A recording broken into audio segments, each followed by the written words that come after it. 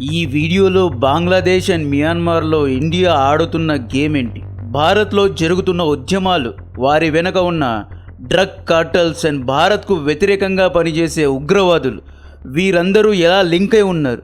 ఇప్పుడు అమిత్ షా గారు అండ్ దోవల్ గారు ఎందుకు ఈస్ట్ వైపు ఉన్న దేశాలు అంటే బంగ్లాదేశ్ అండ్ మియాన్మార్పై కాన్సన్ట్రేట్ చేస్తున్నారు అనేది డీటెయిల్గా మ్యాప్స్ ద్వారా ఎక్స్ప్లెయిన్ చేస్తారు. కాంపిటేటివ్ ఎగ్జామ్స్లో ఇది చాలా ఇంపార్టెంట్ టాపిక్ అండ్ నా రీసెర్చ్, నా కాంటెంట్ నచ్చితే వీడియోను లైక్ చేయండి, అందరికీ షేర్ చేయండి. First and foremost Facebook and ఇన్స్టాగ్రామ్కు ఓనర్ అయిన మెటా సారీ చెప్పింది. సిజేపీ జంతర్ మంతర్ ప్రొటెస్ట్ సమయంలో మోడీ గారు పేపర్ లీక్పై కఠిన చట్టాలు సోమవారం నుండి తీసుకొస్తున్నా అని చెప్పి జూలై 3rd వీక్లో రిలీజ్ చేసిన ఒక వీడియో ఇన్స్టాగ్రామ్లో 100 మిలియన్ వ్యూస్ కొట్టింది. అండ్ ఆ వీడియోను ఫేస్బుక్లో కూడా రిలీజ్ చేస్తే మెటా ప్రధాని వీడియోను వైరల్ అవ్వకుండా డిలీట్ చేసింది. Ministry of communications and Ashwini Vaishnaw గారు స్వయానా రంగంలో దిగి మెటాను సమ్మన్ చేసి కూర్చోబెట్టి అడిగారు, కావాలనే వీడియోను డిలీట్ చేసావా అని అడిగితే ఫస్ట్ ఏఐలో కొన్ని గ్లిచెస్ ఉన్నాయి, మా యొక్క ఆల్గరిథంలో కొన్ని లోపాలు ఉన్నాయి కాబట్టి ఆటోమేటిక్గా అది డిలీట్ అయింది అని చెప్పి అబద్ధాలు చెప్పారు. నెక్స్ట్, భారత ప్రభుత్వం ఇన్స్టాగ్రామ్లో అబ్యూజివ్ చైల్డ్ సెక్యువల్ కంటెంట్ను ప్రమోట్ చేస్తున్నారు, టిక్టాక్ లాగా మిమ్మల్ని కూడా బ్యాన్ చేస్తాము, ఎంత దమ్ముంటే ప్రధాని వీడియో డిలీట్ చేశారు అని చెప్పి చాలా సీరియస్గా జుకర్బర్గ్ను స్పాట్లో పెట్టారు. ఇన్స్టాగ్రామ్లో 50 కోట్లు, ఫేస్బుక్లో 80 కోట్ల భారతీయులు యాక్టివ్గా ఉన్నారు. ఫైనలీ జుకర్బర్గ్ క్షమాపణ చెప్పాడు. ఆ తర్వాత డబ్బులు తీసుకొని రీల్స్ను బూస్ట్ చేశాను, యాంటీ గవర్నమెంట్ కాంటెంట్ను ప్రమోట్ చేశాను, ఆల్గారిథమ్స్ను చేంజ్ చేశా అన్నాడు. లుక్, ఇక్కడ జుకర్బర్గ్ తప్పు లేదు. మీకు ఆశ్చర్యం కలిగి ఉండవచ్చు, బట్ ఇది నిజం. జుకర్బర్గ్ పర్సనలీ మోడీ గారిపై శత్రుత్వం పెంచుకోలేదు. ఇతను ఒక బిజినెస్ మ్యాన్. డబ్బులు ఎవరిస్తే వారి యొక్క వీడియోస్ను బూస్ట్ చేస్తాడు. నేను డబ్బులు ఇచ్చినా నా వీడియోస్ను బూస్ట్ చేస్తారు. ఇతని ప్రభుత్వం అంటే అమెరికన్ గవర్నమెంట్ ఏం చెప్తే అది ఈ వ్యక్తి చేయాల్సిందే. జుకర్బర్గ్ డీప్ స్టేట్ చెప్పినట్లు కూడా వినాల్సిందే. అసలు తప్పు మనదే. మనకంటూ ఒక సోషల్ మీడియా యాప్ లేదు. చైనా దగ్గర టిక్టాక్ ఉంది, యూఎస్ఏ దగ్గర ఇన్స్టాగ్రామ్ ఉంది, మన దగ్గర ఏముంది, right? So actually target Dharmendra Pradhan కాదు, అమిత్ షా రిసిగ్నేషన్ కోసం జరిగిన క్యాంపెయిన్ అది. రీసెంట్గా మళ్ళీ షా వెస్ట్ బెంగాల్లో బార్డర్ను సీల్ చేయడం మొదలుపెట్టారు. అస్సాంలో బార్డర్ సీల్ చేసేశారు. పీఓకేలో ఆల్రెడీ బార్డర్ను సీల్ చేశారు. ఈ బార్డర్స్ కనుక సీల్ అయితే నంబర్ 1 ఉగ్రవాదులు చొరబడడానికి ఉండదు. నంబర్ 2 ఇల్లీగల్గా డ్రగ్ ట్రాఫికింగ్, డ్రగ్ స్మగ్లింగ్ వ్యాపారాలు ఆగిపోతాయి. ఇల్లీగల్ వెపన్ సప్లై వ్యాపారాలు ఆగిపోతాయి. క్యాటిల్ స్మగ్లింగ్, గోల్డ్ స్మగ్లింగ్ అనేవి $1 మిలియన్ బిజినెస్. ఇండియన్ కెటిల్స్ను బంగ్లాదేశ్కు అమ్మేస్తున్నారు. కోల్ స్మగ్లింగ్, శాండ్ స్మగ్లింగ్, ఇలా ఎన్నో కార్టర్స్ తట్టాబేడా సర్దుకొని వెళ్ళిపోవాల్సిందే. అంటే నెల కోట్లు సంపాదించే కార్టల్స్ యొక్క వ్యాపారాలు దెబ్బతింటాయి కాబట్టే యాంటీ గవర్నమెంట్ కాంటెంట్ను బూస్ట్ చేయించారు. ఇక్కడ ప్రభుత్వ వైఫల్యం లేదా అంటే ఉంది. ఆబ్వియస్లీ నీట్ పేపర్ లీక్స్ వరుసగా జరిగాయి. మనకంటూ ఒక సోషల్ మీడియా యాప్ తయారు చేసుకోలేకపోయాము. యూజీసీ చట్టాలు తెచ్చారు, ఎందుకు తెచ్చారు అనే క్లారిటీ ఎవరి దగ్గర లేదు. AI chat bots like ChatGPT, Gemini మన యువతతో డైలీ కోఆర్డినేట్ చేస్తున్నాయి. దాదాపు 30% యువత దీనికి అడిక్ట్ అయి ఉన్నాయి. ChatGPT ఏది చెప్తే అది చేసే పరిస్థితి ఇప్పుడు ఉంది.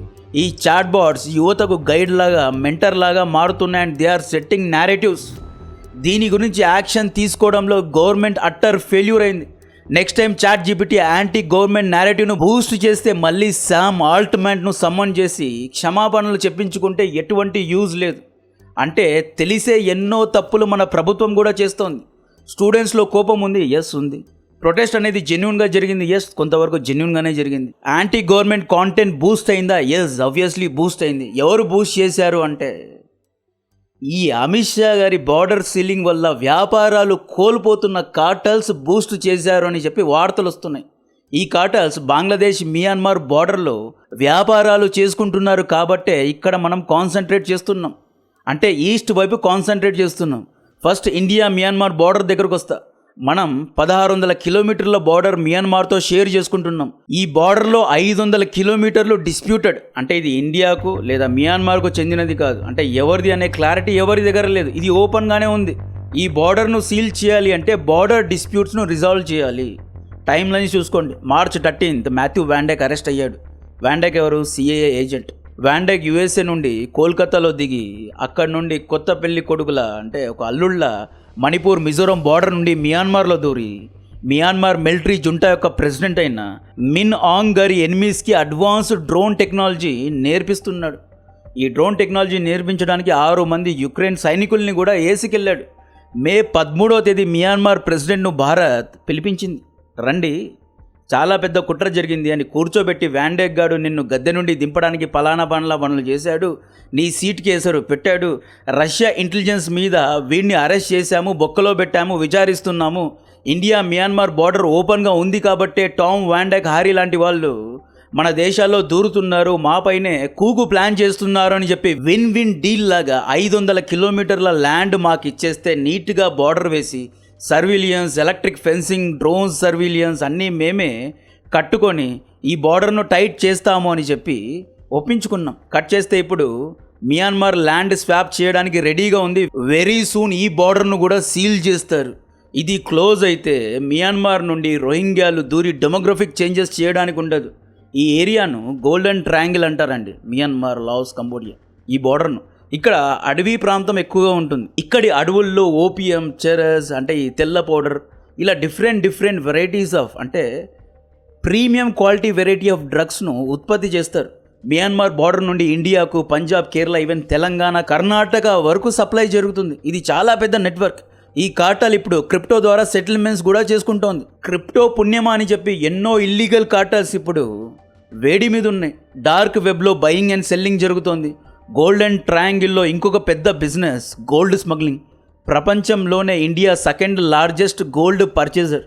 కార్టల్ ఫస్ట్ దుబాయ్, సింగపూర్ నుండి గోల్డ్ కొంటారు, డైరెక్ట్గా మియాన్మార్లోని యాంగోన్ సిటీకు చేరుకుంటారు. అక్కడున్న కార్టల్కు గోల్డ్ ఇస్తారు. ఈ కార్టల్ మండేలా, కవాలే వంటి రెబల్స్ ద్వారా రాత్రిపూట అంటే లోకల్ సిండికేట్ ద్వారా రాత్రిపూట గోల్డ్ బిస్కెట్స్ను ఎక్కడైతే ఇండియా మియాన్మార్ మధ్య బార్డర్ సీల్గా లేదో ఆ బార్డర్ ద్వారా ఇల్లీగల్గా గోల్డ్ను సప్లై చేస్తారు. ఇక్కడ కస్టమ్ ట్యాక్స్ను ఎగ్గొడతారు, చాలా తక్కువ ధరలో గోల్డ్ను అమ్మేస్తూ ఉంటారు. ఇది కాకుండా ఆన్లైన్లో ఫ్రాడ్ చేయడం, ఇండియా నుండి జాబ్ ఇప్పిస్తామని కొంతమంది ఇంజనీర్స్ను హైర్ చేసి ఓటీపీ లింక్లో క్లిక్ చేయించి డబ్బులు దొబ్బడం. దీంతోపాటు టైగర్ యొక్క చర్మాన్ని, గోర్లను, ఏనుగు దంతాలను అమ్మి డబ్బులు సంపాదించడం. మణిపూర్ కొండ ప్రాంతాల్లో వీరి యొక్క సిండికేట్ ఉంది అని, అడవుల్లో వీళ్ళు మకుటం లేని మహారాజులు అన్నమాట. ఇక్కడికి మియాన్మార్ ఆర్మీ, ఇండియన్ ఆర్మీ ఎవరే కానీ వెళ్ళలేరు, అంటే అంత సీక్రెట్గా ఉంటుంది. గోల్డెన్ ట్రయాంగిల్లో ఉన్న సిండికేట్కు భారత్లో సపరేట్ నాగా, సపరేట్ మణిపూర్ దేశాన్ని అడుగుతున్న ఎన్ఎస్సిఎన్, ఖాప్లాంగ్ లేదా Kuki, Meitei militants organizations help చేస్తున్నాయి. మీరు చూసుకుంటే మిజోరం, మణిపూర్ బార్డర్లో ఉన్న మిలిటెంట్స్ దగ్గర AK-47 గన్స్ ఉన్నాయి అండ్ అడ్వాన్స్డ్ డ్రోన్స్ ఉన్నాయండి. రీసెంట్గా మణిపూర్లో మెయితీ ఆర్గనైజేషన్ అడ్వాన్స్డ్ డ్రోన్స్ ద్వారా 2 చంపేసింది, భారత సైనికుల్ని చంపేసింది. ఇంకొన్ని రోజులాగితే వీళ్ళు రాడార్, ఇంటర్సెప్టర్స్ను కూడా తయారు చేసుకోగలరు. ఈ ఈస్ట్ గోల్డెన్ ట్రయాంగిల్ గురించి ఎవరైనా డైరెక్టర్ మూవీ తీస్తే నెక్స్ట్ లెవెల్లో మూవీ ఉంటుంది. దీని గురించి నేను ఎంతో రీసెర్చ్ చేశా. I can help on this, but ఫ్రీగా కాదు. పై చెప్పినవన్నీ అంటే ఈ కార్టల్, ఇల్లీగల్ బిజినెసెస్ అని ఈ సిండికేట్ మొత్తాన్ని కూర్చోబెట్టాలి అంటే ఫస్ట్ ఈ బార్డర్ను సీల్ చేయాలి. ఈ బార్డర్ను సీల్ చేసే కార్యక్రమాన్ని హోమ్ మినిస్ట్రీ తీసుకుంది కాబట్టే మిలియన్స్ ఆఫ్ డాలర్స్ ఫండింగ్ చేశారు, ఆల్గరిథమ్స్ను మార్చేశారు. అమిత్ షా గారిని టార్గెట్ చేశారు, బట్ బలైంది ధర్మేంద్ర ప్రధాన్ గారు. యాక్చువల్ టార్గెట్ అమిత్ షా అనమాట. నెక్స్ట్ బంగ్లాదేశ్. బంగ్లాతో కూడా మనం 4 కిలోమీటర్ల బార్డర్ను షేర్ చేసుకుంటున్నాం. ఇందులో దాదాపు 1600 కిలోమీటర్ల బార్డర్కు అసలు ఫెన్సింగే లేదు, ఓపెన్ బార్డర్. మమత ఇన్ని రోజులు ఇక్కడి ల్యాండ్ను ఇండియన్ ఆర్మీకు ఇవ్వడానికి ఎస్ నో అని చెప్పి చాలా రోజులే లాగింది. మమతను గద్దె నుండి దింపి అధికారిని కూర్చోబెట్టారు. సువేందు అధికారి గారు 1024 హెక్టార్స్ ఆఫ్ ల్యాండ్ను ఇండియన్ ఆర్మీకు సింగిల్ షాట్లో హ్యాండ్ ఓవర్ చేశారు. ఇంకొక 1000 హెక్టార్స్ క్యాబినెట్ హ్యాండ్ ఓవర్ చేసింది. సిలిగురి కారిడార్ దగ్గర 600 ఎకర్స్ ల్యాండ్ BSFకు ఇచ్చేశారు. అండ్ సిలిగురి కారిడార్కు కనెక్ట్ చేసే 7 హైవేస్ను ఇండియన్ ఆర్మీకి ఇచ్చేశారు. ఇక్కడి బార్డర్లో ఎలక్ట్రికల్ ఫెన్సింగ్, సర్వీలియన్స్ అండ్ పెద్ద పెద్ద గోడలు కడుతున్నారు. ఈ బార్డర్ను కట్టడానికే 31,000 కోట్లు ఖర్చు పెడుతున్నారు. July 18th and 19th Amit Shah గారు సిలిగురి కారిడార్కు వెళ్ళి మరి అక్కడ బార్డర్ ఫెన్సింగ్ కార్యక్రమాలను ఓవర్సీ చేశారు. బికాజ్ నార్త్ ఈస్ట్లో ముఖ్యంగా సిలిగురి కారిడార్ ఉంటుంది. ఈ 32 కిలోమీటర్ల వైడ్ ఉన్న ఈ చిన్న స్ట్రిప్ను ఉగ్రవాదులు ఒకవేళ కట్ చేస్తే నార్త్ ఈస్ట్లోని 7 రాష్ట్రాలు భారత్ నుండి విడిపోతాయి. కాబట్టి ఇది చాలా ముఖ్యమైన ఏరియా. షేక్ హసీనా నిన్న అంటే ఆగస్టు 5 రోజు foreign conference club of south Asia అనే ఒక ప్రైవేట్ ఆర్గనైజేషన్ నిర్వహించిన ఒక వర్చువల్ అంటే ఆన్లైన్ ప్రెస్ కాన్ఫరెన్స్లో పాల్గొంది. అండ్ ఈవిడితో పాటు బంగ్లాదేశ్ కెప్టెన్ షకీబుల్ హాసన్ కూడా పాల్గొన్నారు. బంగ్లా ఫారెన్ అఫైర్స్ అడ్వైజర్ తౌసిన్ హుసేన్ వెంటనే రంగంలో దిగి ఇండియన్ అంబాసిడర్ను కూర్చోబెట్టి హసీనా ఒక ఫిగిటివ్ అంటే ఈవిడ పారిపోయింది, ఈవిడపై మరణశిక్ష ఉంది, ఈవిడ మా యొక్క శత్రువు, అలా ఎలా ఈవిడకు ఆశ్రయం ఇచ్చారు, న్యూఢిల్లీలో ఇళ్ళు వాకిళ్ళు ఇచ్చేశారు, ఈవిడకు ఇంటర్నేషనల్ స్టేజ్ ఇచ్చి మాట్లాడిస్తున్నారు, ఇది తప్పు కదా, దీనివల్ల ఇండియా బంగ్లాదేశ్ యొక్క సంబంధాలు తెగిపోవచ్చు, మేము బ్రిక్స్ యొక్క సమావేశానికి వచ్చేది లేదు అని చెప్పి ఇంతవరకు తారిక్ రెహమాన్ పిఎం అయిన తర్వాత ఇండియాకు రాలేదు. సో చాలా కోపంగా ఉన్నారు. ఎంఈఏ వచ్చేసి అధికారికంగానే ఇది ప్రైవేట్ ఈవెంట్, మాకు ఎటువంటి సంబంధం లేదు, షేక్ హసీనా ప్రైవేట్గా ప్రెస్ కాన్ఫరెన్స్ చేసింది, భారత్ అనేది ఒక డెమోక్రసీ, సో ఇక్కడ ఎవరైనా ఏమైనా చేయొచ్చు అన్నట్లు మనం కూడా మాట్లాడాం. బట్ హసీనాను బ్యాక్ చేస్తోంది భారత ప్రభుత్వమే. వై బంగ్లాదేశ్ అంటే బంగ్లాదేశ్ పాకిస్తాన్ బాస్కెట్లో కూర్చోకుండా కాపాడుకుంటున్నాం. బంగ్లాదేశ్ ఇండియాతో బార్డర్ షేర్ చేసుకుంటుంది. రీజనల్ స్టెబిలిటీ అంటే ఏంటి? రీజనల్ స్టెబిలిటీ అంటే మన చుట్టూ ఉన్న నైబర్ దేశాలు స్టేబుల్గా ఉండాలి, అక్కడ ఇండియన్ ఇంట్రెస్ట్ ఉండాలి, భారత వ్యతిరేక శక్తులు ఉండకూడదు. అమెరికా బీయింగ్ అన్ అమెరికా ఇంత పెద్ద కంట్రీ, ఇంత డెవలప్డ్ నేషన్ ఎలా అయింది అంటే అమెరికన్ బార్డర్లో ఏ ఒక్క శత్రువు లేడు. చైనా ఎందుకు ఇంత డెవలప్ అయింది అంటే బార్డర్స్లో ఇలాంటి పంచాయతీ లేదు. బట్ ఇండియాలో అన్ఫార్చునేట్లీ మన నైబర్స్ అందరూ ఉగ్రవాదులకు ఆశ్రయం ఇచ్చేవాళ్ళే. యాక్చువల్లీ బంగ్లాదేశ్కు ఫార్చునేట్లీ అన్ఫార్చునేట్లీ స్వాతంత్రాన్ని తీసుకొచ్చింది మనమే, రా చేసిన ఆపరేషన్ అది.